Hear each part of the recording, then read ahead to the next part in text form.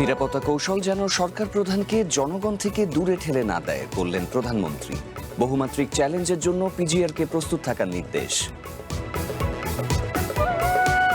মানবতা বিরোধী অপরাধ প্রমাণিত হলে আদালতের মাধ্যমেই নিষিদ্ধ হবে আওয়ামী লীগ, চলছে তদন্ত, জানালেন চিফ প্রসিকিউটর। লাখো মানুষের ভালোবাসায় সিক্ত ইরানের প্রয়াত নেতা খামেনি। গ্র্যান্ড মোসাল্লায় প্রথম জানাজা, মুসলিম বিশ্বকে ঐক্যের ডাক দিলেন প্রেসিডেন্ট। এবং প্যারাগুয়ের বিপক্ষে 1-0 গোলের রুদ্ধশ্বাস জয়, কোয়ার্টার ফাইনালে ফ্রান্স। শেষ 8 নিশ্চিত করতে রাতে মাঠে নামবে ব্রাজিল।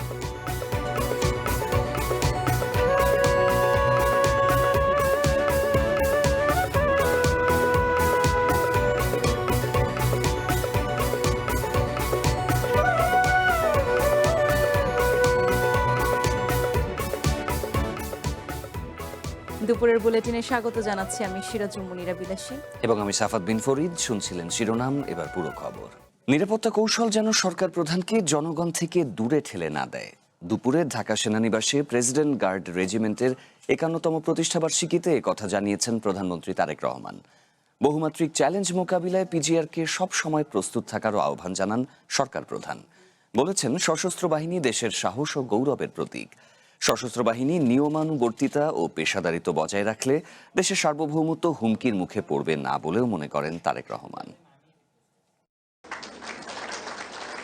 51তম প্রেসিডেন্ট গার্ড রেজিমেন্টের প্রতিষ্ঠাবার্ষিকী ঢাকা সেনানিবাসে অনুষ্ঠানে প্রধানমন্ত্রী তারেক রহমান সহ অংশ নেন সেনাবাহিনী, বিমান বাহিনী ও নৌবাহিনীর প্রধানরা। বক্তব্যে প্রধানমন্ত্রী বলেন, সশস্ত্র বাহিনী নিয়মানুবর্তিতা ও পেশাদারিত্ব বজায় রাখলে দেশের সার্বভৌমত্ব হুমকির মুখে পড়বে না। সশস্ত্র বাহিনীর পাশাপাশি পিজিআর কিংবা এসএসএফ এর মতন সফিস্টিকেটেড বাহিনীগুলোকেও সরকার আরও আধুনিকায়নের পরিকল্পনা গ্রহণ করেছে। এই বিষয়ে যথা নিয়মে পদক্ষেপও গ্রহণ করা হচ্ছে। আমি বিশ্বাস করি, সশস্ত্র বাহিনী যদি দেশপ্রেমে উদ্বুদ্ধ হয়ে কঠোর নিয়মবর্তিতা অনুসরণ এবং পেশাদারিত্ব বজায় রাখেন, তাহলে দেশের সার্বভৌমত্ব আর কখনোই হুমকির সম্মুখীন হবে না বলে আমি বিশ্বাস করি। বহুমাত্রিক চ্যালেঞ্জ মোকাবেলায় প্রেসিডেন্ট গার্ড রেজিমেন্টকে সার্বক্ষণিক প্রস্তুত থাকার আহ্বান জানান প্রধানমন্ত্রী তারেক রহমান। যে কোনো বাহিনীর সামনে প্রচলিত চ্যালেঞ্জের বাইরেও বর্তমানে আর্থসামাজিক, ভূ রাজনৈতিক পরিস্থিতি এবং তথ্য প্রযুক্তির অবাধ বিকাশের ফলে বহুমাত্রিক নিরাপত্তা চ্যালেঞ্জ তৈরি হয়েছে। সাইবার যুদ্ধ, ইলেকট্রনিক ওয়ারফেয়ার, ড্রোন যুদ্ধ কিংবা তথ্য যুদ্ধ, এসব নতুন নতুন ক্ষেত্রগুলো কোনোভাবেই উপেক্ষা করার সুযোগ নেই। তথ্য প্রযুক্তির অবাধ বিকাশের ফলে বহুমাত্রিক নিরাপত্তার ঝুঁকি তৈরি হয়েছে। সাইবার সহ বহুমাত্রিক চ্যালেঞ্জ মোকাবেলায় প্রস্তুত থাকতে বলেন প্রধানমন্ত্রী। বহুমাত্রিক চ্যালেঞ্জ মোকাবেলায় শুধুমাত্র পিজিআরই নয়, প্রতিটি বাহিনীকেই আধুনিক এবং সময়োপযোগী প্রশিক্ষণের মাধ্যমে নিজেদেরকে সার্বক্ষণিক প্রস্তুত রাখা অত্যন্ত জরুরি। একটি বিশেষায়িত বাহিনী হিসাবে সাহস, দক্ষতা, কৌশল এবং সার্বধানিক প্রযুক্তিতে পিজিআরের পিছিয়ে থাকার কোনোই সুযোগ নেই। এ সময় দেশপ্রেমে বলিয়ান হয়ে দায়িত্ব পালনের কথা বলেন প্রধানমন্ত্রী। প্রতিটি সদস্যের সাহস, সততা, বিশ্বস্ততা। আসিফ খান, ওয়ান নিউজ। আন্তর্জাতিক অঙ্গনে বাংলাদেশ সেনাবাহিনীর সুনাম সুবিদিত বলে মন্তব্য করেছেন রাষ্ট্রপতি মোহাম্মদ শাহাবুদ্দিন। সকালে ঢাকা সেনানিবাসে প্রেসিডেন্ট গার্ড রেজিমেন্টের প্রতিষ্ঠাবার্ষিকীতে রাষ্ট্রপতি বলেন, জাতীয় নিরাপত্তা কৌশল নির্ধারণে সবার আগে বাংলাদেশ নীতি ধারণ করা হচ্ছে এবং এর মধ্য দিয়েই দেশের প্রতিরক্ষা ব্যবস্থা আধুনিক ও শক্তিশালী হবে। মোহাম্মদ শাহাবুদ্দিন বলেন, সরকার সশস্ত্র বাহিনীকে আধুনিক চতুর বাহিনী হিসেবে গড়ে তুলতে বদ্ধপরিকর। জাতীয় নিরাপত্তা কৌশল নির্ধারণের সবার আগে বাংলাদেশ নীতি ধারণ করা হচ্ছে। এ নীতির মধ্য দিয়ে প্রতিরক্ষা ব্যবস্থা আধুনিক ও শক্তিশালী হবে। তিনি জানান, প্রচলিত নিরাপত্তা ঝুঁকির পাশাপাশি এখন সাইবার হামলা, এআই এর অপব্যবহার এবং বিভিন্ন ধরনের নিরাপত্তা হুমকির চ্যালেঞ্জ সৃষ্টি করেছে। এসব মোকাবেলায় প্রযুক্তির সক্ষমতা বৃদ্ধি ও কার্যকর কৌশলের বিকল্প নেই। প্রেসিডেন্ট গার্ড রেজিমেন্ট আগামী দিনে আরও আধুনিক প্রযুক্তি, আন্তর্জাতিক মানের প্রশিক্ষণ এবং পেশাগত উৎকর্ষ অর্জনের মাধ্যমে নিজেদের সক্ষমতাকে আরও বাড়াবে। পরিবর্তিত বৈশ্বিক নিরাপত্তা কৌশলের সঙ্গে তাল মিলিয়ে নিজেদেরকে গড়ে তুলতে হবে। সরকার সশস্ত্র বাহিনীকে আধুনিক চতুর্মাত্রিক বাহিনী হিসাবে গড়ে তুলতে অঙ্গীকারবদ্ধ। দেশের প্রতিরক্ষা পরিকল্পনা প্রণয়ন ও প্রস্তুতি, প্রতিরোধ সক্ষমতা বৃদ্ধি ও জাতীয় নিরাপত্তা কৌশল নির্ধারণে নেওয়া হয়েছে সবার আগে বাংলাদেশ নীতি। সরকারি যে কোনো অনুষ্ঠানের প্রচারে ব্যবহৃত ব্যানার, ফেস্টুন ও বিলবোর্ডে প্রধানমন্ত্রীর ছবি ব্যবহার সম্পূর্ণ নিষিদ্ধ করেছে সরকার। পাশাপাশি প্রচারণামূলক উপকরণের নকশায় অনুষ্ঠানের উদ্দেশ্য, বার্তা ও বিষয়বস্তুকে সর্বোচ্চ গুরুত্ব দেওয়ার নির্দেশনা দেওয়া হয়েছে। রবিবার মন্ত্রিপরিষদ বিভাগের সাধারণ অধিশাখা থেকে জারি করা এক পরিপত্রে এমন নির্দেশনা দেয়া হয়। এসব নির্দেশনা অবিলম্বে কার্যকর করতে বলা হয়েছে। পরিপত্রে বলা হয়েছে, সরকারি অনুষ্ঠানের ব্যানার, ফেস্টুন বা বিলবোর্ডে 3D কিংবা অন্য কোনো আঙ্গিকে প্রধানমন্ত্রীর ছবি ব্যবহার করা যাবে না। পাশাপাশি প্রচারণামূলক উপকরণের নকশা এমনভাবে প্রস্তুত করতে হবে যাতে অনুষ্ঠানের উদ্দেশ্য, বার্তা ও বিষয়বস্তু সুস্পষ্টভাবে প্রতিফলিত হয়।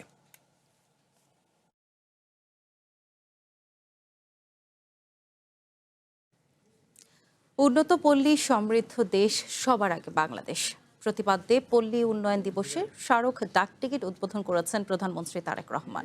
রবিবার সকালে সচিবালয়ে প্রধানমন্ত্রীর কার্যালয়ে 10 টাকা মূল্যমানের স্মারক ডাকটিকিট, একটি উদ্বোধনী খাম ও 5 টাকা মূল্যমানের একটি ডাটা কার্ড প্রকাশ করা হয়। এই সময় স্থানীয় সরকার মন্ত্রী মির্জা ফখরুল ইসলাম আলমগীর, প্রতিমন্ত্রী মীর শাহে আলম এবং স্থানীয় সরকার, পল্লী উন্নয়ন ও সমবায় মন্ত্রণালয়ের সচিব মোহাম্মদ শহীদুল হাসান উপস্থিত ছিলেন।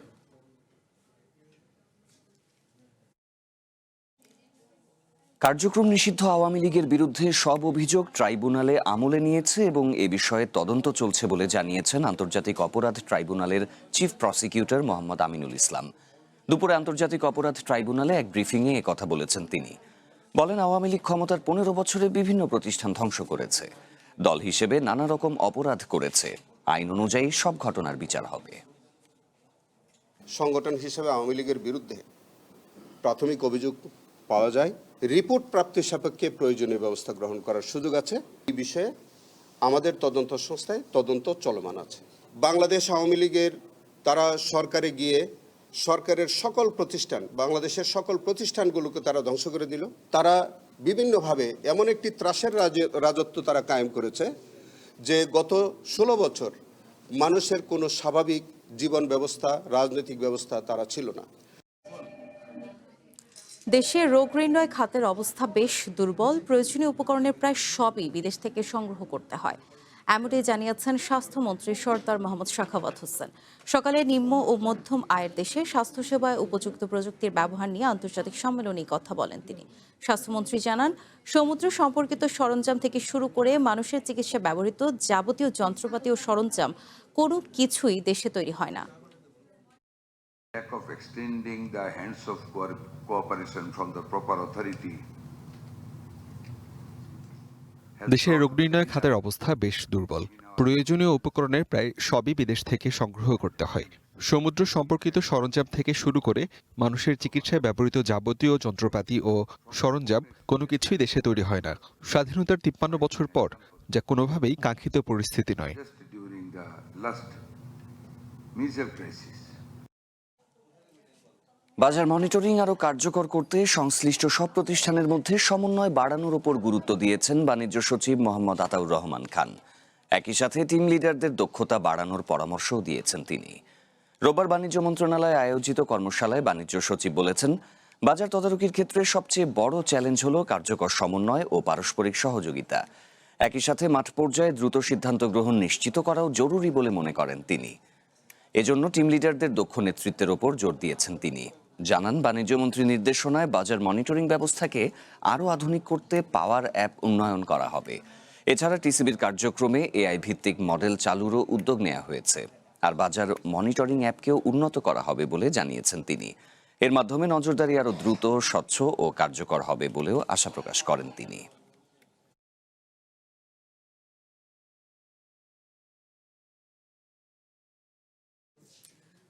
তেহরানের গ্র্যান্ড মুসাল্লায় আয়াতুল্লাহ খামেনি ও পরিবারের 4 সদস্যদের জানাজা অনুষ্ঠিত হয়েছে। এতে ইমামতি করেন ইরানের অন্যতম শীর্ষ ধর্মীয় ব্যক্তিত্ব আয়াতুল্লাহ জাফর সোবহানি।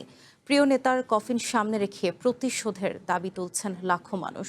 ইরানের প্রেসিডেন্ট মাসুদ পেজেশকিয়ান মন্তব্য করেছেন, খামেনির জীবন ও তার মহাপ্রয়াণ মুসলিম বিশ্বকে ঐক্যবদ্ধ হওয়ার পথে এক অনন্য প্রেরণা হয়ে দাঁড়িয়েছে। এদিকে খামেনির জানাজায় হামলার শঙ্কা করছে তেহরান, তবে ট্রাম্প জানিয়েছেন খামেনির জানাজায় অংশ নেওয়া ইরানি কর্মকর্তাদের লক্ষ্যবস্তু করা হবে না।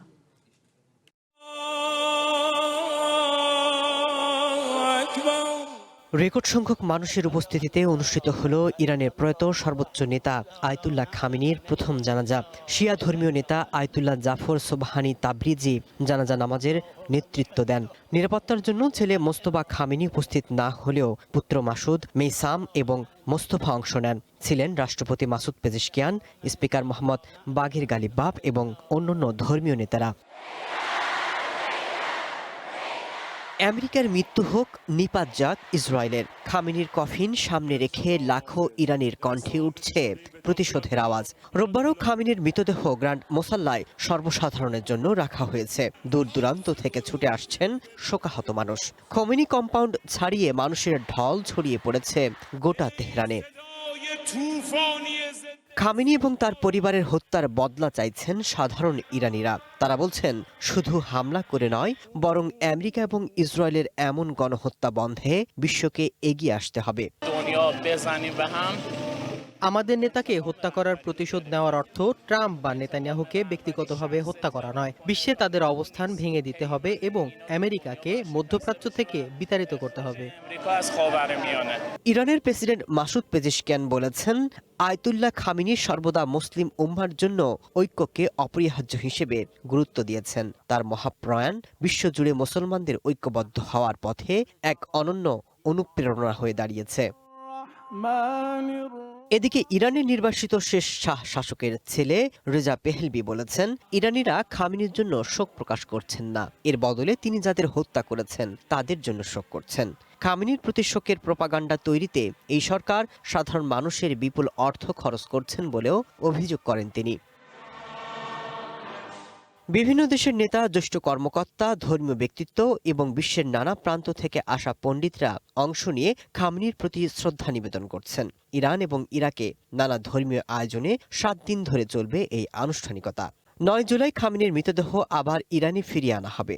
সেদিন মাশহাদের ইমাম রেজার মাজারে তাকে দাফন করা হবে।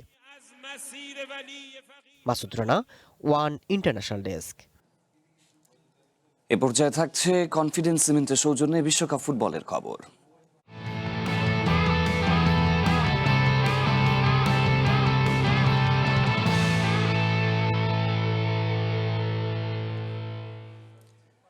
বিশ্বকাপের রাউন্ড অফ 16-এর উত্তাপ ছড়ানো ম্যাচে এমবাপের গোলে কোয়ার্টার ফাইনালের টিকিট নিশ্চিত করল ফ্রান্স। প্যারাগুয়ের বিপক্ষে হাই ভোল্টেজ ম্যাচে পেনাল্টির সুবাদে 1-0 গোলে জয় পেয়েছে দিদিয়ে দেশমের দল। এই জয় বিশ্বকাপে অপ্রতিরোধ্যই থাকলো দ্য ব্লুজ খ্যাত ফ্রান্সের যাত্রা। কোয়ার্টার ফাইনালে এমবাপে দেমবেলেদের প্রতিপক্ষ African giant Morocco. France Paraguay high voltage ম্যাচের প্রথমার্ধ হতাশই করেছে ফুটবল সমর্থকদের।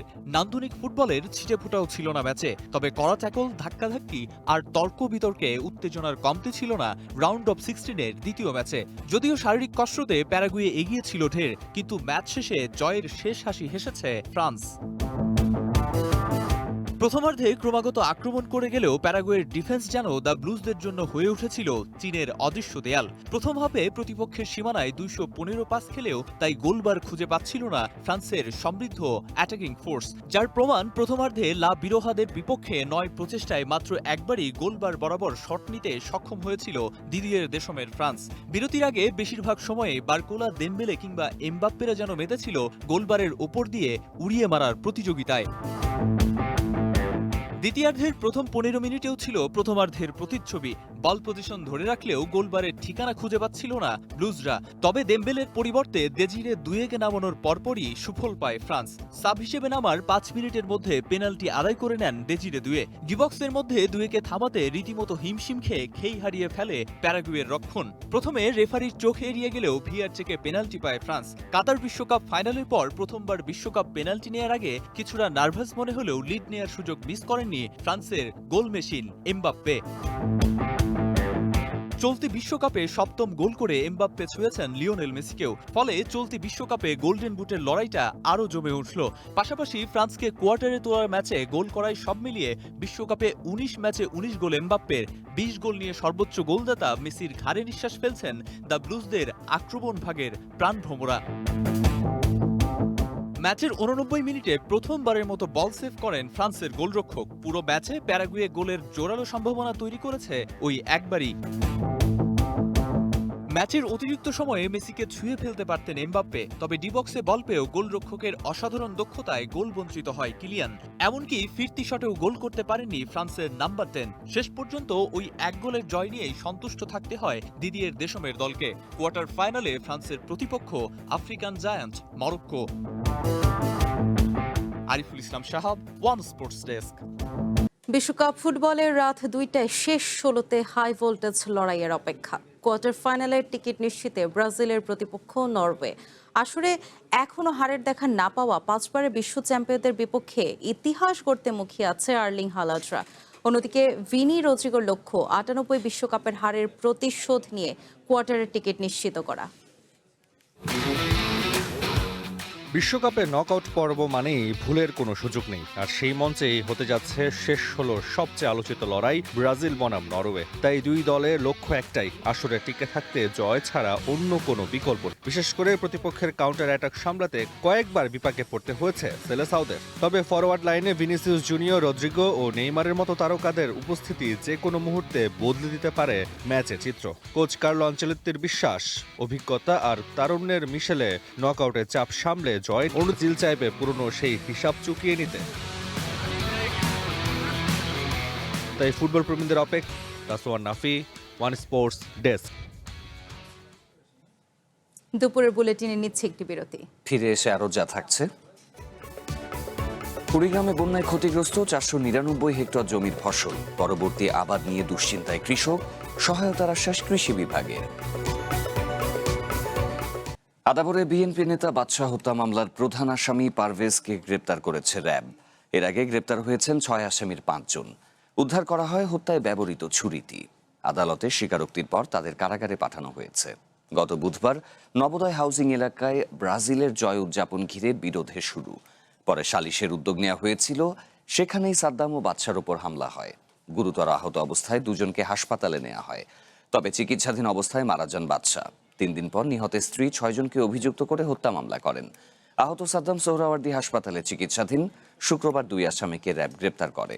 বাকি ৪ জনকে ময়মনসিংহ থেকে গ্রেপ্তার করে পুলিশ।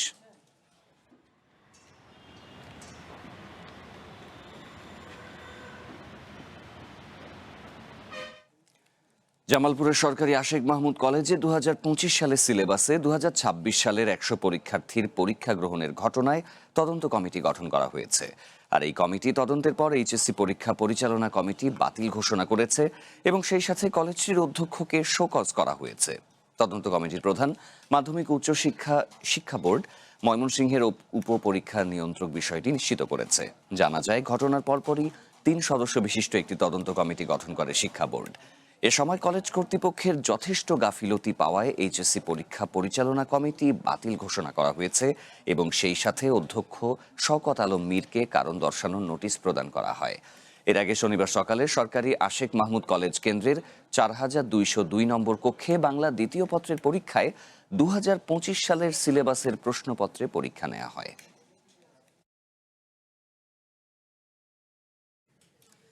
কুড়িগ্রামের নদ নদীর পানি নেমে গেলেও ফসলের মাঠে রয়ে গেছে বন্যার ক্ষত। পানিতে তলিয়ে যায় বীজতলা, তাতে নষ্ট হয় ফসল। মাঠ জুড়ে তাই কৃষকের দীর্ঘশ্বাস। সবচেয়ে বেশি ক্ষতিগ্রস্ত চরাঞ্চলের কৃষকরা। ক্ষতি পুষিয়ে উঠতে সরকারি সহায়তা চান তারা। জুনের শেষার্ধে টানা বৃষ্টি আর উজানের ঢলে কুড়িগ্রামের তিস্তা, ব্রহ্মপুত্র, ধরলা সহ প্রধান নদ নদীর পানি ফুলে ফেঁপে ওঠে। প্লাবিত হয় নদী অববাহিকায় ৪ শতাধিক চর। ডুবে যায় চীনাবাদাম, পাট, মরিচ, পটল, বেগুন, ঢেঁড়স, আমনের বীজতলা সহ বিভিন্ন ফসলের ক্ষেত। পানি নামার পর স্পষ্ট হয়ে উঠছে ফসলের ক্ষতির চিত্র। অনেক জমি গাছ পচে গেছে, শুকিয়ে গেছে সবজি, বাদামের ফলন নষ্ট হয়েছে। খরচ তোলাই এখন বড় দুশ্চিন্তা কৃষকের। জমি ২৪ শতক আবাদ করছি, ৫,০০০ পাই নাই। বিয়েতে আমার আবাদ খুব ওই বন্যাতে ইয়াতে নষ্ট হয়ে গেছে, এখন আমার কিছুই নেই। পটল ক্ষেত, পাড়া ক্ষেত, এগুলা যত ক্ষেত খামার আছে সব এগুলা মারা যায় বড় বন্যা হলে। পটল ক্ষেত আছে একদিকে, মনে করো অনেক সবজি আছে, সবগুলো বন্যা এতে ক্ষতি হয়েছে। কৃষি বিভাগের তথ্য মতে চলতি বন্যায় জেলায় 499 হেক্টর জমির ফসল ক্ষতিগ্রস্ত হয়েছে। এর মধ্যে 71 হেক্টর আমনের বীজতলা, 150 হেক্টর জমির আউশ ধান, 166 হেক্টর জমির পাট ক্ষতির মুখে পড়েছে। ফসলহানির প্রভাব পড়েছে স্থানীয় বাজারে। সরকার দেখবে যে আবার নিচের জায়গা এখন প্রতি বছরে পানি উঠি, পটল ক্ষেত শেষ হয়, মরিচ ক্ষেত শেষ হয়, পাট ক্ষেত শেষ হয়। বাঁধের কোনো ব্যবস্থা নাই, এখন সার বেরিয়ে গেলে সার পাচ্ছি না, খুব প্রয়োজন, এখন ঘুষ দিতে হয়। ক্ষতিগ্রস্ত কৃষকদের তালিকা তৈরি করে সরকারি সহায়তা দেওয়ার আশ্বাস দিয়েছে কৃষি বিভাগ। পানি নেমে যায় তাহলে পাটের গাছগুলো ক্ষতি হবে না, যদি যদি পানি জমে থাকে তাহলে সেক্ষেত্রে ক্ষতিগ্রস্ত হতে পারে। এক্ষেত্রে কৃষকরা সেই ব্যাপারে যেন তাদের ফসল রক্ষার সার্বিক সহযোগিতা পায়, পরামর্শ পায়, এই জন্য আমরা তাদেরকে পরামর্শ দিয়ে যাচ্ছি। পানি নেমে গেলেও চরাঞ্চলের কৃষকদের সামনে এখন নতুন সংকট। কিভাবে ঘুরে দাঁড়াবেন তারা? দ্রুত সহায়তা না পেলে অনেক কৃষকই আগামী মৌসুমে আবাদ নিয়ে অনিশ্চয়তায় পড়বেন বলে শঙ্কা স্থানীয়দের। One national desk. পিরোজপুর পৌরসভার 42টি খালের মধ্যে বেশিরভাগই দখল দূষণে বিপর্যস্ত। ময়লা আবর্জনার ভাগাড়ে পরিণত হয়েছে ড্রেনগুলো।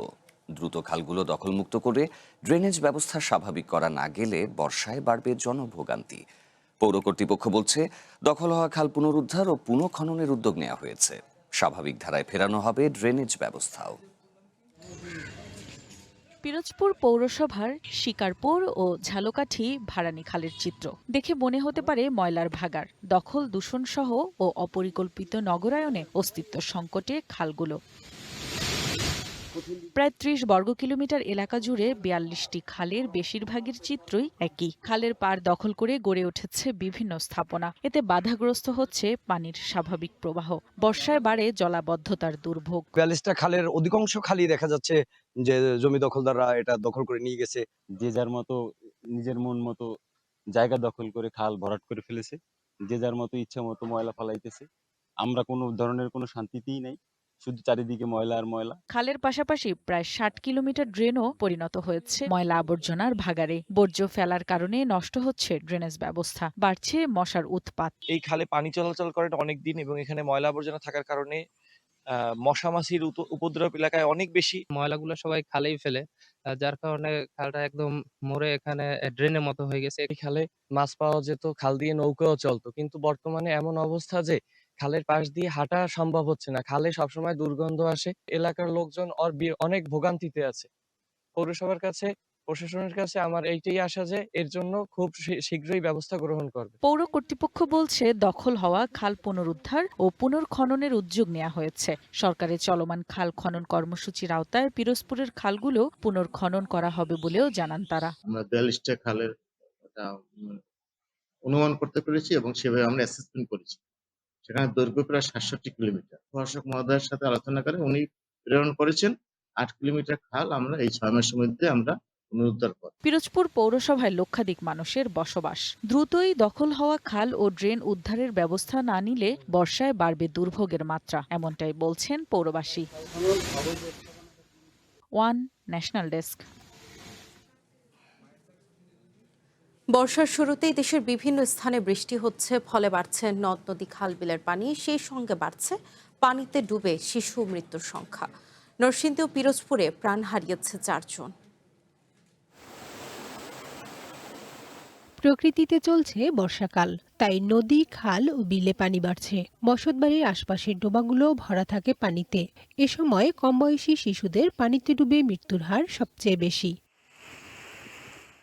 শনিবার বিকেলে নরসিংদীর মনোহরদীতে গোসল করতে নেমে পুকুরের পানিতে ডুবে 3 শিশুর মৃত্যু হয়েছে।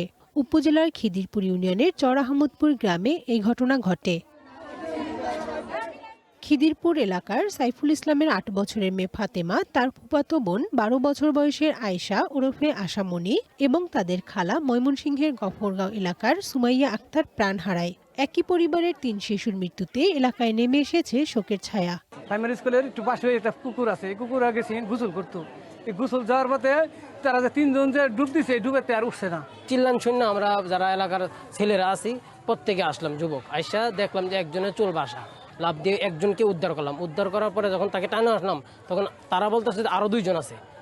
যখন বলছে 2 জন আছে, তখন আমরা যারা আসছিলাম তারা আবার পানির তলে গেলাম। পানির তলের থেকে একজন করে 3 জনকে ওঠানো হইল। মনোহরদী থানার ভারপ্রাপ্ত কর্মকর্তা জানান, নিহতদের মধ্যে 2 জন স্থানীয় কওমি মাদ্রাসার 4র্থ শ্রেণীর শিক্ষার্থী এবং একজন 5ম শ্রেণীর শিক্ষার্থী ছিল। তাদের অকাল মৃত্যুতে পরিবার, স্বজন ও এলাকাবাসীর মধ্যে গভীর শোকের সৃষ্টি হয়েছে। এদিকে পিরোজপুরের জিয়ানগর এলাকায় বলেশ্বর নদীতে মাছ ধরার ট্রলার থেকে নদীতে পড়ে মাহবুব ব্যাপারী নামে এক জেলে মারা গেছেন। কানিজ নুসরাত, ওয়ান, ন্যাশনাল ডেস্ক। দুপুরের বুলেটিনে সময় হলো বিরতির। ফিরে এসে অন্যান্য খবর সঙ্গে আরো থাকছে।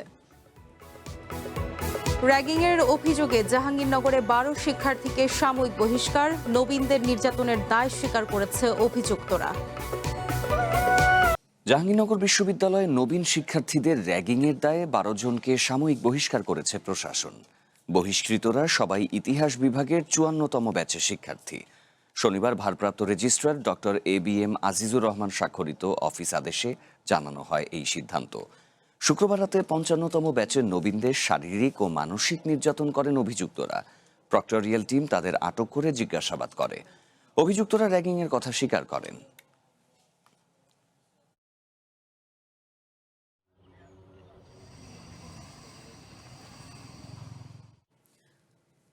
নারায়ণগঞ্জের ফতুল্লায় বাসা থেকে ডেকে নিয়ে সিজান নামে এক যুবককে গণপিটুনি দিয়ে হত্যা করা হয়েছে। শনিবার রাতে ফতুল্লার পশ্চিম মাজদাইর এলাকায় এ ঘটনা ঘটে। নিহতের পরিবারের অভিযোগ, এলাকার একটি মসজিদের ইমাম কাউসার আহমেদের নেতৃত্বে কয়েকজন সিজানকে রাতে ডেকে নিয়ে যায়। এরপর তাকে নির্মমভাবে মারধর ও নির্যাতন করা হয়। পরে হাসপাতালে নিলে কর্তব্যরত চিকিৎসক তাকে মৃত ঘোষণা করেন। অভিযুক্ত কাউসার আল ফালাহ কল্যাণ সংগঠনের সঙ্গে যুক্ত। তার দাবি, সিজানের বিরুদ্ধে ছিনতাইয়ের অভিযোগ আছে। তাকে সংশোধন করার জন্য ডেকে আনা হলে স্থানীয় জনতা ক্ষুব্ধ হয়ে তাকে মারধর করে। ঘটনায় এখন পর্যন্ত থানায় কোনো লিখিত অভিযোগ দেওয়া হয়নি এবং কাউকে আটক করেনি পুলিশ।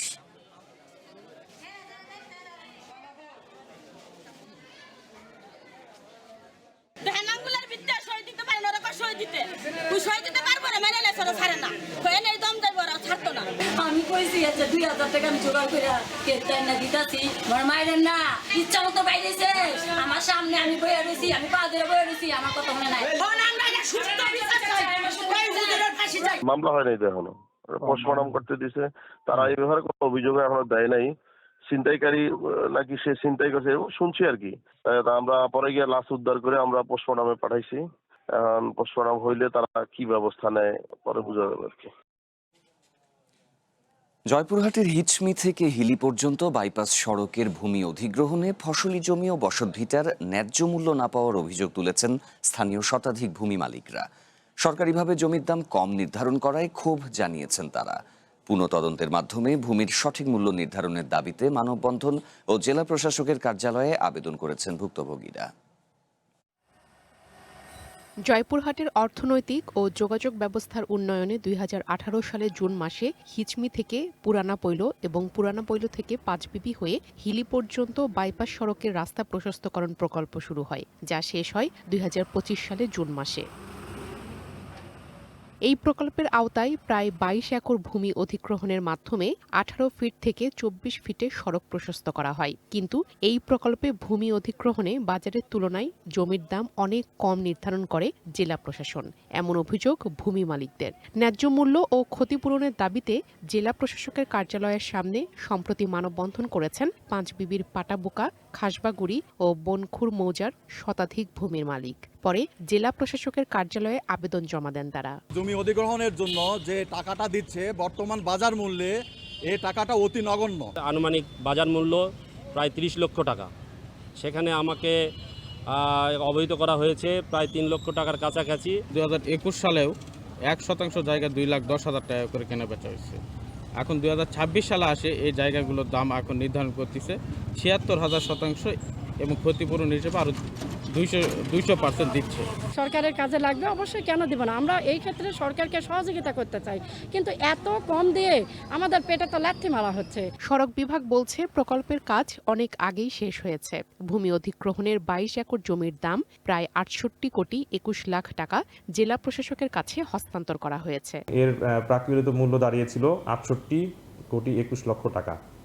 তো প্রকল্পটি সমাপ্ত হওয়ার পূর্বে এই সমুদয় অর্থ ইতিমধ্যে প্রাক্কল অনুমোদনপূর্বক ডিসি অফিসে হস্তান্তর করা হয়েছে। সমস্ত কাজই সমাপ্ত হয়েছে এগুলো 2022 সালের পূর্বেই। উন্নয়নের নামে সাধারণ মানুষকে বাস্তুচ্যুত না করে বর্তমান বাজার দরের সাথে সামঞ্জস্য রেখে ক্ষতিপূরণ দেওয়ার জোর দাবি জানিয়েছেন ভুক্তভোগীরা। One national desk.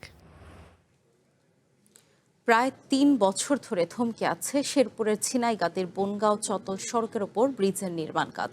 স্থানীয়দের অভিযোগ, ধীরগতি আর তদারকির অভাবে চরম দুর্ভোগে পড়ছেন অন্তত 15,000 মানুষ। অথচ কাজের 70% অগ্রগতি দেখিয়ে 60% বিল তুলে নিয়েছে ঠিকাদারি প্রতিষ্ঠান। এটি শেরপুরের ঝিনাইগাতি উপজেলার আহমদনগর বনগাঁও চতল সড়কের নির্মাণাধীন ব্রিজ। 75.6 মিটার দীর্ঘ এই ব্রিজটি ঘিরে স্বপ্ন ছিল হাজারো মানুষের, কিন্তু সেই স্বপ্ন এখন রূপ নিয়েছে চরম ভোগান্তিতে। নির্ধারিত সময় পার হলেও এখনো শেষ হয়নি এর নির্মাণ কাজ। স্থানীয় সরকার প্রকৌশল অধিদপ্তর ব্রিজটি নির্মাণের উদ্যোগ নেয়ার পর টেন্ডারের মাধ্যমে যৌথভাবে কাজটি পায় মমিনুল হক, স্বর্ণা ব্রিক ও হালিমা এন্টারপ্রাইজ নামে 3টি ঠিকাদারি প্রতিষ্ঠান। চুক্তি অনুযায়ী 16 মাসের মধ্যে কাজ শেষ হওয়ার কথা থাকলেও পরে আরো 16 মাস বাড়ানো হয়, কিন্তু সেই বাড়তি সময় পার হয়ে গেলেও ব্রিজের কাজ এখনো অসম্পূর্ণ। 6 মাসে 3 মাসে একদিন আসছে, আসি যদি কামলা খাড়া এই বন্ধ টেহা দেয় না। বর্ষার মৌসুমে এখানে পানি থাকে মানে কোমর পর্যন্ত, এই জন্য বাচ্চারা স্কুল যেতে পারে না, এমনকি যে এলাকায় কোনো অসুস্থ রোগী তারা যেতে পারে না। 3 বছর হাতে ফুল দিতেছে, ফুলতে এলাও হইতেছে না। এই ভাঙ্গাটা যা আছে এটাও তো ফুল ভাঙে সরকার শুকে দিব, তাও দেয় না। ছোট বাচ্চা নিয়ে নৌকা নিয়ে কত কষ্টকে পানি দিয়ে পার হইলাম, আমার অনেক সমস্যা তো আসা যাওয়া। স্থানীয়দের অভিযোগ, ধীরগতির নির্মাণ কাজ আর যথাযথ তদারকির অভাবে চরম দুর্ভোগে পড়েছেন বনগাঁও, চতল, জিগাতলা, খাপাড়া ও কালাকুড়া সহ আশপাশের 10 গ্রামের প্রায় 15,000 মানুষ। প্রতিদিন যাতায়াত, শিক্ষা, চিকিৎসা ও কৃষিপণ্য পরিবহনে ভোগান্তির শিকার হচ্ছেন তারা। এখানে যে পানির স্রোত, যে বাঁশের বৃষ্টি দিয়েছে সারুন সাহেব দিচ্ছে, এখন সেটা 5 মিনিটও টিকবে না বন্যা আসলে। পোলাপানি স্কুলে লেখাপড়া করবে না, যাইতে পরে জায়গা নৌকারও ব্যবস্থা করে দেয় না, নৌকা দিয়ে পার হয়ে তারা যাবো তাও হয় না। কাজ করে না, এই সাইডে যে রাস্তা হওয়ার কথা ছিল রাস্তা করে দেয় না। এদিকে কাজের 70% অগ্রগতি দেখিয়ে 60% বিল তুলে নিয়েছে ঠিকাদার প্রতিষ্ঠানগুলো। তবে তাদের প্রতিনিধির দাবি, মানুষের দুর্ভোগ কমাতে সেখানে একটি বিকল্প বাসের সাঁকো তৈরি করা হয়েছে। একে একে বন্যা 3 বার হয়ে গেল, ওতে আনের পাথর, রড, আনের সিমেন্ট, মাটি মুড়ি সব ধুয়ে মনে করেন যে নিয়ে গেছে, বহুত ক্ষতিগ্রস্ত।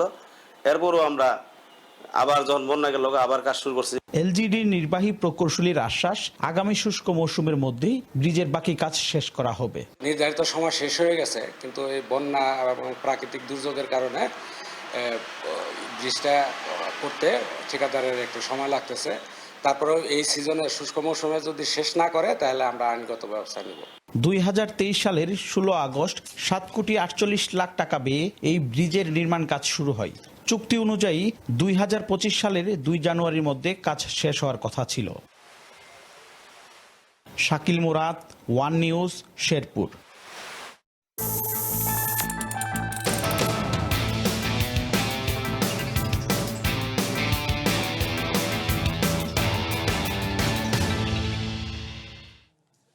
ব্যবসা শুরু করতে লাইসেন্স, নিবন্ধন ও বিভিন্ন দপ্তরের অনুমোদন পেতে দীর্ঘদিন ভোগান্তিতে পড়তে হতো উদ্যোক্তাদের।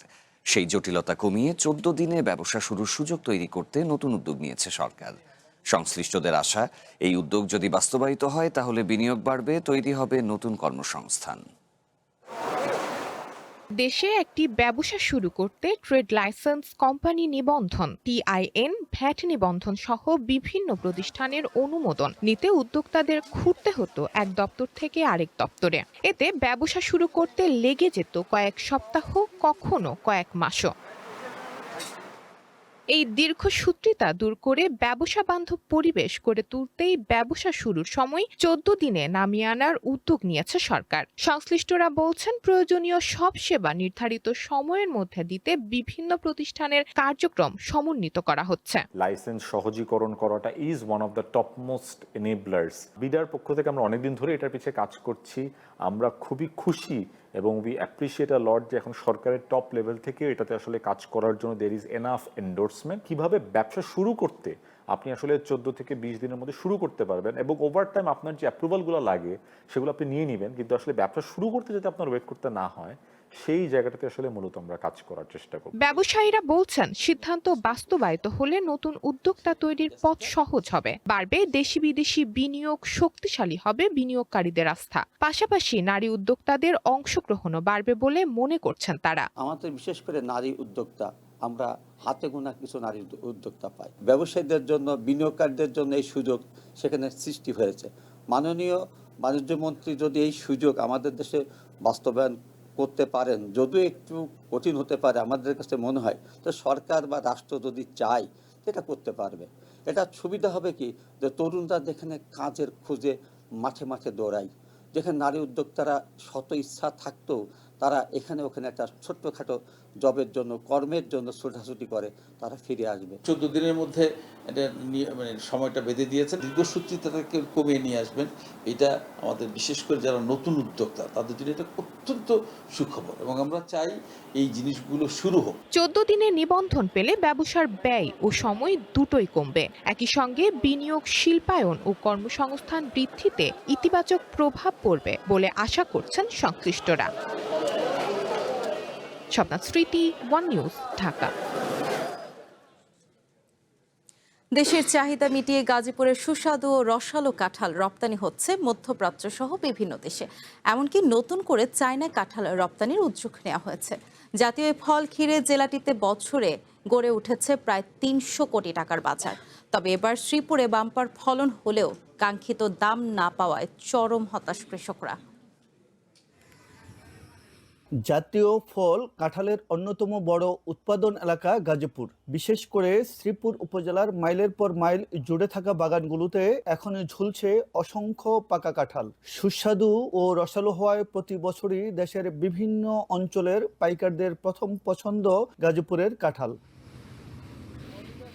জেলার ঐতিহ্যবাহী জৈনবাজারে সকাল থেকে গভীর রাত পর্যন্ত চলে কাঁঠালের বেচাকেনা। শত শত কৃষক ও পাইকারের পদচারণায় মুখর থাকে পুরো বাজার। তবে কৃষকদের অভিযোগ, কাঁঠালের সরবরাহ বেশি থাকায় অনেক কৃষকই প্রত্যাশিত দাম পাচ্ছেন না। ফলন ভালো হলেও উৎপাদন খরচ তুলতে হিমশিম খাচ্ছেন তারা। প্রত্যেক বছরে বেশি কিছু টাকা পাই, এবার কাঁঠাল একদম সস্তা, দাম কম।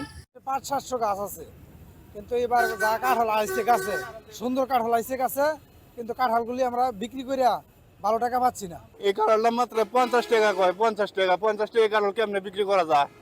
ও তো 20 কেজি ওজন এই কাঁঠালটা। ব্যাপারী কম আসে, এমনি মনে হয় 40-45 টাকা পিস। অবশ্য দূর দূরান্ত থেকে আসা পাইকাররা বলছেন ভিন্ন কথা। তাদের দাবি, গাজীপুরের কাঁঠালের স্বাদ ও গুণগত মান অনন্য হওয়ায় দেশের পাশাপাশি বিদেশি বাজারেও এর চাহিদা দিন দিন বাড়ছে। এই কাঁঠালগুলো কিন্তু ঠিক আমাদের এলো এই ইউরোপ মহাদেশ, এশিয়া মহাদেশ বা হলো আফ্রিকা মহাদেশ, এই দেশে কিন্তু চলে যাইতেছে। বাংলাদেশের মধ্যে গাজীপুর জৈনার বাজারের কাঁঠাল সবচেয়ে ভালো, মিষ্টি।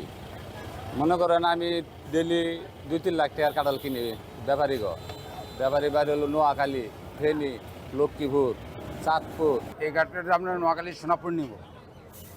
আমরা প্রত্যেক পিস আমরা 60 টাকা, 70 টাকা, 80 টাকাও কিনতেছি। নোয়াখালী থেকে এসি কাঁঠালের জন্য, কাঁঠাল ভালো এই জন্য আসি এখানে। কৃষি বিভাগ জানিয়েছে, মধ্যপ্রাচ্যের পর এবার চায়নায় কাঁঠাল রপ্তানির নতুন উদ্যোগ নেওয়া হয়েছে। পাশাপাশি পচন থেকে রক্ষা করতে এবং বছর জুড়ে সংরক্ষণের জন্য আধুনিক হিমাগার বা সংরক্ষণ কেন্দ্র স্থাপনের পরিকল্পনাও রয়েছে সরকারের। ইতিমধ্যে আমাদের কাঁঠাল মধ্যপ্রাচ্য, ইউরোপে রপ্তানি হচ্ছে। সম্প্রতি চায়নাতে রপ্তানির জন্য দ্বিপাক্ষিক একটি আলোচনা এগিয়ে চলছে এবং চায়না কর্তৃপক্ষ গাজীপুরের কাঁঠাল বাগান তারা অনলাইনে তারা পর্যবেক্ষণ পরিদর্শন করেছেন। জাতীয় এই ফলকে কেন্দ্র করে জেলাটিতে বছরে গড়ে উঠেছে প্রায় 300 কোটি টাকার বাজার। ইকবাল আহমদ সরকার, ওয়ান নিউজ, গাজীপুর। দুপুরের বুলেটিনে সময় হলো বিরতির। ফিরে এসে আরো যা থাকছে। চন্দ্রিমা ভট্টাচার্যের পদত্যাগে তৃণমূল কংগ্রেসে বেড়েছে বিভাজন, বিদ্রোহীদের বিশ্বাসঘাতক আখ্যা দিয়ে মমতার হুঁশিয়ারি। ভারতের পশ্চিমবঙ্গে বিধানসভা নির্বাচনে পরাজয়ের পর তৃণমূল কংগ্রেসে চলছে ভাঙন। পদত্যাগ করছেন একের পর এক নেতা। নিয়োগের 1 মাসের মাথায় পদত্যাগ করেছেন তৃণমূলের পশ্চিমবঙ্গ রাজ্য সভাপতি চন্দ্রিমা ভট্টাচার্য। তবে বিদ্রোহীদের বিশ্বাসঘাতক আখ্যা দিয়ে কড়া হুঁশিয়ারি দিয়েছেন মমতা বন্দ্যোপাধ্যায়। বলেছেন হত্যা ছাড়া দমানো যাবে না তাকে। ভারতের পশ্চিমবঙ্গ বিধানসভা নির্বাচনে ভরাডুবির রেশ কাটতে না কাটতেই চরম অস্তিত্ব সংকটে পড়েছে তৃণমূল কংগ্রেস। দলের অভ্যন্তরে নজিরবিহীন বিদ্রোহ আর ভাঙনের মুখে দাঁড়িয়ে এবার হুঙ্কার ছেড়েছেন মমতা বন্দ্যোপাধ্যায়। দলীয় বিদ্রোহীদের বিশ্বাসঘাতক বলে আখ্যা দিয়েছেন। জানান তৃণমূলের দলীয় প্রতীক তার অনুগত শিবিরের কাছেই থাকবে। বেইমানি করারও তো একটা সীমা থাকা উচিত। পার্টির সাথে বেইমানি না করে, যে পার্টিটা আপনাদের কাছে জন্মদাত্রী মা, আপনারা তো সরাসরি বিজেপি করছেন। এখন বিজেপি করবেন আর তৃণমূল বলবেন, এটা তো হতে পারে না। এরই মধ্যে তৃণমূলের অন্যতম নেত্রী এবং দলের রাজ্য সভাপতি চন্দ্রিমা ভট্টাচার্যের পদত্যাগ দলের মধ্যকার বিভাজন আরও বাড়িয়েছে। পদত্যাগের পর চন্দ্রিমা ভট্টাচার্য জানিয়েছেন, দলে পারস্পরিক বিশ্বাস এবং আস্থার অভাবেই তিনি পদত্যাগের সিদ্ধান্ত নিতে বাধ্য হয়েছেন। 7-8 MLA गए थे, उनके हाथ में हम भवन को उठा दिए हैं, तो ये हमको बुरा लगा, इसलिए मैंने पदत्याग की। तो इसमें हमको मालूम नहीं है कुणाल जी को कैसा लगा। তৃণমূল নেত্রী মমতার দাবি, মূলত চাপের মুখে বিদ্রোহীরা দল ছেড়ে দিচ্ছেন। তিনি স্পষ্ট করেন, বিজেপির কোনো চাপের কাছে তিনি মাথা নত করবেন না। হত্যা ছাড়া তাকে দমানো সম্ভব নয়। আপনারা কি আমার কণ্ঠরোধ করতে পারবেন? অত সস্তা নয়। হ্যাঁ, কণ্ঠরোধ করতে গেলে আপনাদের আমাকে প্রাণে মেরে ফেলতে হবে। তার তো চেষ্টা কম করেননি। বিধানসভা নির্বাচনে মমতার পরাজয়ের পর থেকেই মূলত তৃণমূল কংগ্রেসে ভাঙন শুরু হয়। বিদ্রোহী বিধায়করা মমতার নেতৃত্ব দেওয়ার ধরন নিয়ে প্রশ্ন তুলেছেন। এর মধ্যে 60 জনের বেশি বিধায়ক, 20 জনের বেশি লোকসভার সদস্য এবং অন্তত 3 জন রাজ্যসভার সদস্য মমতা বন্দ্যোপাধ্যায়ের তৃণমূল দল থেকে আলাদা হওয়ার ঘোষণা দিয়েছেন। বিশ্লেষকদের মতে মমতা বন্দ্যোপাধ্যায়ের এই অনড় অবস্থান রাজনৈতিকভাবে এবার কতটা কার্যকর হয়, এখন সেটাই দেখার বিষয়। Masud Rana, one international desk. দখলদার ইসরায়েলকে যুদ্ধ আসক্ত হিসেবে অভিহিত করেছেন তুর্কির প্রেসিডেন্ট রিসেপ তাইয়েপ এরদোয়ান। তেল আবিবের বিরুদ্ধে অভিযোগ জানিয়ে বলেন, আমেরিকা ইরান সমঝোতা বাস্তবায়নের পথে বাধা সৃষ্টি করছে দেশটি। শনিবার এক সংবাদ সম্মেলনে এসব কথা বলেন তুর্কি প্রেসিডেন্ট।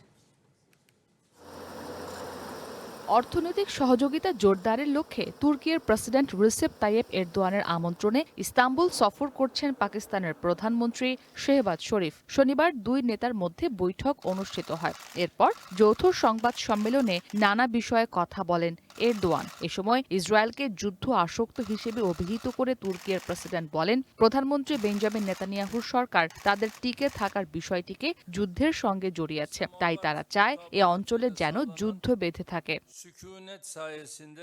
এরদোয়ান আরও বলেন, ইসরায়েলের দখলদার সেনারা গাজার নির্যাতিত মানুষের ওপর অবৈধ ও অমানবিক হামলা অব্যাহত রেখেছে। যুদ্ধ আসক্ত বর্তমান ইসরায়েলি সরকারকে এই অঞ্চলে আরেকবার রক্ত ও গান পাউডারের গন্ধ ফিরিয়ে আনার সুযোগ দেওয়া উচিত হবে না। তারা তাদের টিকে থাকার লড়াইকে যুদ্ধের সঙ্গে যুক্ত করেছে। এ কারণে বিশেষ করে লেবানন ও সিরিয়া ছাড়ছে না তারা। বক্তব্যে বেঞ্জামিন নেতানিয়াহুকে একাধিকবার যুদ্ধাপরাধী হিসেবে অভিহিত করেন প্রেসিডেন্ট এরদোয়ান।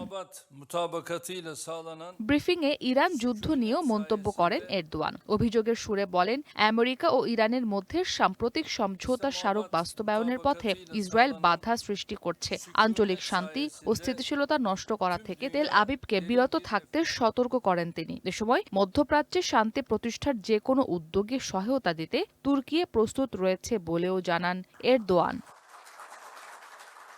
ইসরাত মুক্তি, ওয়ান ইন্টারন্যাশনাল ডেস্ক। ইসরায়েলি প্রধানমন্ত্রী ভালো করেই জানেন বসকে, এমন মন্তব্য করেছেন আমেরিকার প্রেসিডেন্ট ডোনাল্ড ট্রাম্প। এক্সিওসকে দেয়া এক সংক্ষিপ্ত টেলিফোন সাক্ষাৎকারে ট্রাম্প বলেছেন, বেঞ্জামিন নেতানিয়াহুর সাথে তার সম্পর্ক খুবই ভালো। সাক্ষাৎকারে ট্রাম্প জানিয়েছেন, তিনি শিগগিরই ইসরায়েলি নেতার সাথে বৈঠকে বসবেন। নেতানিয়াহু নিজেই হোয়াইট হাউসে এই বৈঠকের অনুরোধ জানিয়েছেন এবং তুর্কিয়েতে ন্যাটো শীর্ষ সম্মেলনের পর আগামী সপ্তাহের মধ্যেই এই বৈঠক অনুষ্ঠিত হতে পারে বলেও জানিয়েছেন তিনি। এর আগে গত শুক্রবার ইসরায়েলের প্রধানমন্ত্রীর কার্যালয় থেকে দেয়া একটি বিবৃতিতে জানানো হয়, দুই নেতা টেলিফোনে কথা বলেছেন এবং শীঘ্রই আমেরিকায় বৈঠকে বসতে সম্মত হয়েছেন। তবে সময়সূচি নির্ধারণে জটিলতার কারণে এই বৈঠক আগামী সপ্তাহে বা পরের সপ্তাহে অনুষ্ঠিত হতে পারে।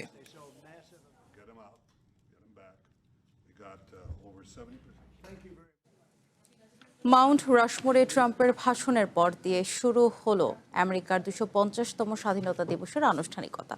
ভাষণে আমেরিকার ঐতিহ্য ও সংস্কৃতির প্রসারে জোর দেওয়ার পাশাপাশি সমাজতান্ত্রিক ও কমিউনিস্টদের উত্থানের তীব্র সমালোচনা করেছেন ট্রাম্প। ইহুদিদের বেশিরভাগই কেন ডেমোক্রেটিক পার্টিকে ভোট দেয় তা নিয়ে নতুন করে প্রশ্ন তুলেছেন ট্রাম্প।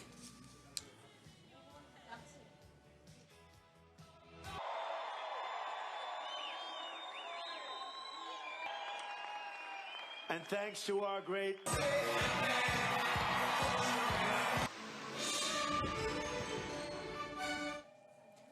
ভেনেজুয়েলায় আঘাত হানা জোড়া ভূমিকম্পে মৃতের সংখ্যা বেড়ে দাঁড়িয়েছে প্রায় ৩,০০০। আহত হয়েছেন কমপক্ষে ১৬,৫৯২ জন। শনিবার এক বিবৃতিতে এই তথ্য জানিয়েছে দেশটির যোগাযোগ ও তথ্য মন্ত্রণালয়। বিবৃতিতে মন্ত্রণালয় আরও জানিয়েছে, এখনো পর্যন্ত ৬,৪৬২ জনকে জীবিত উদ্ধার করা হয়েছে। সহায়তা দেওয়া হয়েছে ক্ষতিগ্রস্ত ৮৬,১১৭টি পরিবারকে। উদ্ধার ও ত্রাণ কার্যক্রমে অন্তত ৩,৫০০ আন্তর্জাতিক উদ্ধারকর্মী অংশ নিয়েছেন। এছাড়া রাজধানী কারাকাস থেকে প্রায় ৩০,০০০ কর্মীকে দুর্গত এলাকায় মোতায়েন করা হয়েছে। ইউএনডিপি জানিয়েছে, এই ভূমিকম্পে ক্ষয়ক্ষতির পরিমাণ $৬৭০ কোটি বেশি হতে পারে। অ্যাসোসিয়েটেড প্রেসের তথ্য মতে বাস্তুচ্যুত হাজারো মানুষ বিশুদ্ধ পানির সংকটে ভুগছেন। সহায়তা সংস্থাগুলো জানিয়েছে, অবকাঠামোর ব্যাপক ক্ষয়ক্ষতির কারণে ক্ষতিগ্রস্ত এলাকায় বিভিন্ন সংক্রামক রোগ ছড়িয়ে পড়ার আশঙ্কাও তৈরি হয়েছে।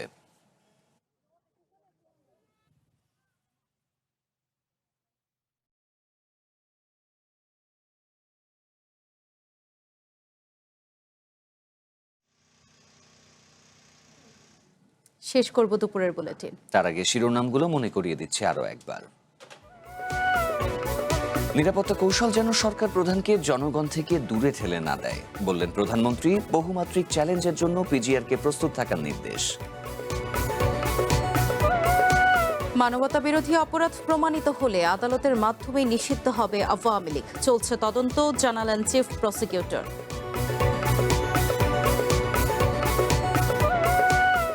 লাখো মানুষের ভালোবাসায় সিক্ত ইরানের প্রয়াত নেতা খামেনি। গ্র্যান্ড মোসাল্লায় প্রথম জানাজা, মুসলিম বিশ্বকে ঐক্যের ডাক প্রেসিডেন্টের। এবং প্যারাগুয়ের বিপক্ষে ১-০ গোলের রুদ্ধশ্বাস জয়ে কোয়ার্টার ফাইনালে ফ্রান্স। শেষ ৮ নিশ্চিত করতে রাতে মাঠে নামবে ব্রাজিল।